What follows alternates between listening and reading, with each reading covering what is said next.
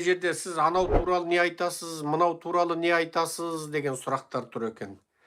Біреулер маған қарап үрсе, мен оған қарап үрсем, онда аузымда не қасиет қалады? Абай айтқан. Ит мені қапса, мен итті қапсам, аузымда не қасиет қалады деп. Мына биліктің телеарнасында жұмыс істейтіндер, биліктің кембінің тапсырмасын орындайтындар, пиар жасағысы келетіндер, Серікжанға қарсы үреді, басы депутаттар бар.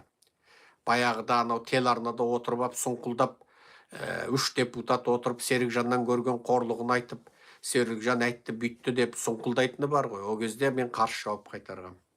Енді біреулер бар, билікке жағу үшін Серікжанға қарсы үріп кеткен бар. Сатымсақ қайыршы ақындар бар, тиын тастаса жаңағы мәз болып өлең арнап кететін. Мен оның бәріне назар салмаймын. Мен кіммін? Мен тұтас қазақты ағартып жатқан Серікжанмын. Әрбір үрген ит қой санатпайды. Мен әрбір маған қарап үрген балтай шалтайға жауап беріп отырсам, мен тұтас ұлттың ағартушысы болып тұра алам ба?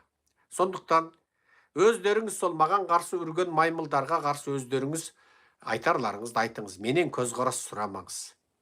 Ол кім маған қарап үрді? Ол биліктің маймылы. Бар болғаны сол.